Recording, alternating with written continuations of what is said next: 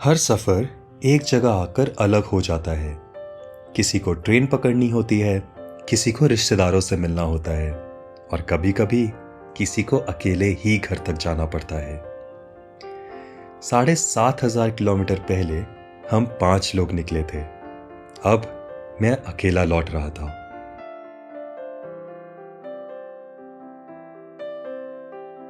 अगली सुबह हम एक और मंदिर की ओर बढ़ रहे थे, लेकिन इस बार कुछ अलग था। ये इस सफर का 7वां ज्योतिर्लिंग था, त्र्यंबकेश्वर।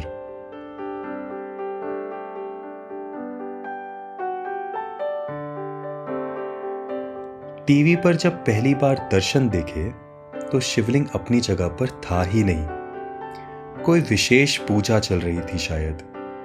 हम तीसरे चौथे थे लाइन में, तो सोचा थोड़ा इंतजार और कर लेते हैं। फिर भगवान को सामने से देखा, वही चांदी का शिवलिंग और उस पर बना हुआ मुख। दर्शन के बाद हम पांचों वहीं बैठ गए। कुछ करना नहीं था, बस पिछले कुछ महीनों का सफर जैसे आंखों के सामने से गुजरता रहा। बैद्यनाथ, विश्वनाथ, महाकालेश्वर, ओंकारेश्वर, कृष्णेश्वर, भीमाशंकर और अब त्र्यंबकेश्वर। 7 ज्योतिर्लिंग एक ही सफर में। और सच कहूं, तब पहली बार लगा कि 2 हफ्ते में हमने क्या कुछ नहीं देखा, क्या कुछ नहीं किया। मगर अब ये सफर अपनी समाप्ति की ओर बढ़ चला था। सिम्बा के लिए शायद कुछ खत्म नहीं हो रहा था। वो वहीं अपनी दुनिया में जमीन पर रेंगते रहे। कभी किसी फूल से खेलते, कभी किसी पंडित जी से मिल जाते। हम बस उन्हें देखते रहे। मंदिर से बाहर आए तो मां ने एक बात कही कि मेरी वजह से वो ये सब देख पाई, वरना शायद कभी नहीं देख पाती। सफर अभी भी खत्म नहीं ही हुआ था। त्र्यंबकेश्वर से हम पंचवटी की तरफ निकल पड़े। सबसे पहले जहां 2 नदियों के मिलने की बात कही जाती है। जगह खूबसूरत से ज्यादा भीड़ भाड़ और दुकानों से भरी मिली।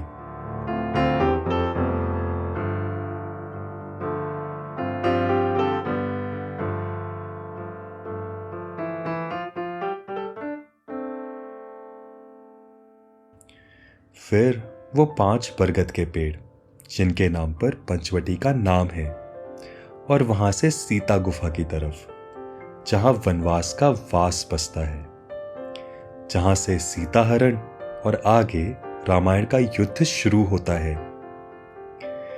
गुफा के अंदर जाना पेरेंट्स के लिए भी आसान नहीं था, और सिम्बा को संभालते हुए हमारे लिए भी नहीं।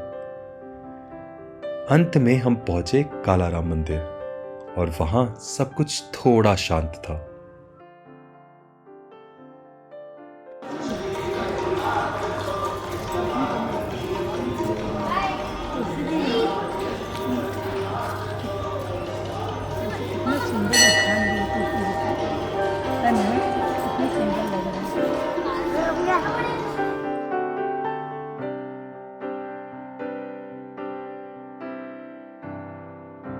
नासिक में आखिरी शाम थी, तो सोचा कुछ नया खाकर देखते हैं। कढ़ी समोसा, चाट, पानी पूरी और एक ऐसी कोल्ड कॉफी जिसे दोबारा ट्राई करने की कोई जरूरत नहीं थी।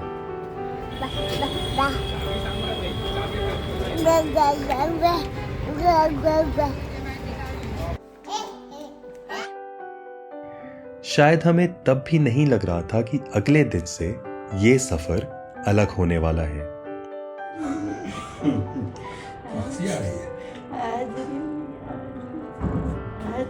अगली सुबह गाड़ी फिर से भर चुकी थी, लेकिन इस बार मंजिल घर थी, सफर थोड़ा अलग। सबसे पहले कल्याण में माँ पापा को छोड़ना था। वहां पहुंच उनका सफर खत्म हुआ। उनका सामान उतारा, थोड़ी देर बातें हुई और फिर गाड़ी में हम 3 रह गए। पुणे तक रास्ते ने भी जैसे जाने नहीं दिया। ट्रैफिक, लंबी लाइन और घंटों का इंतजार। लेकिन पुणे पहुंचते ही एक और विदाई बाकी थी। साक्षी और सिम्बा वहीं रुकने वाले थे। मैं आगे अकेला।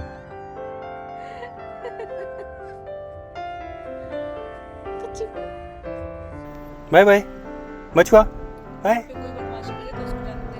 इनको देखो। आओगे आओगे, आजा आजा आजा। Bye bye bye. ओके चलो बाय। फिर पहली बार 7,500 किलोमीटर के सफर में मैं अकेला था। ना पीछे सिम्बा की आवाज, ना माँ पापा की बातें और ना साक्षी का साथ। बस मैं और ये रास्ते।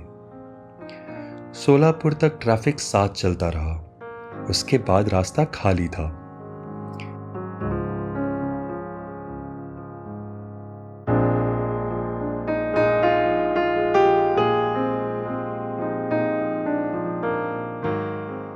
रात धीरे धीरे बीत गई। सुबह के 5:30 बजे बेंगलुरु आ गया और कुछ ही देर में मैं घर पे था।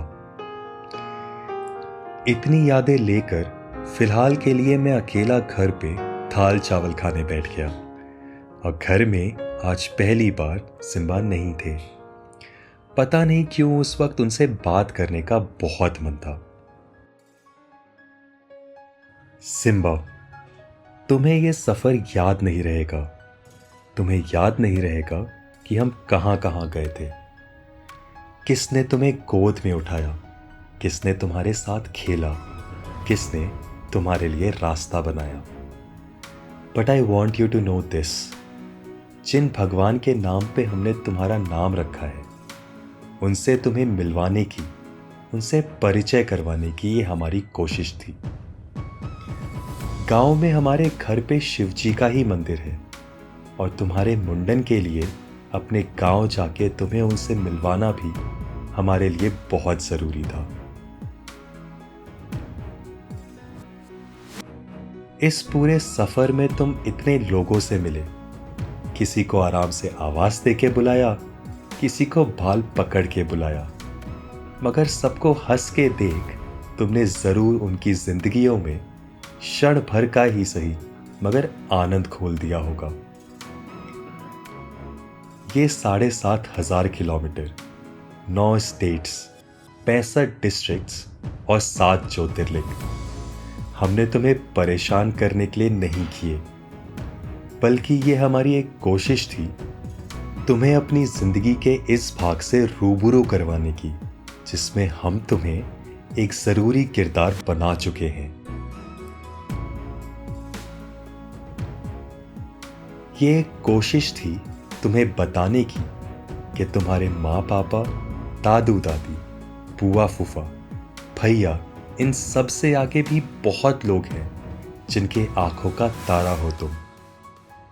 ये एक कोशिश थी तुम्हें दिखाने की कि हमारी दुनिया बहुत छोटी होते हुए भी बहुत बड़ी है।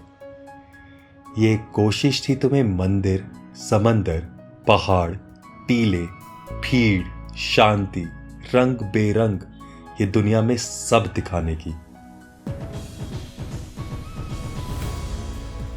Before your first memory, maybe you won't remember anything.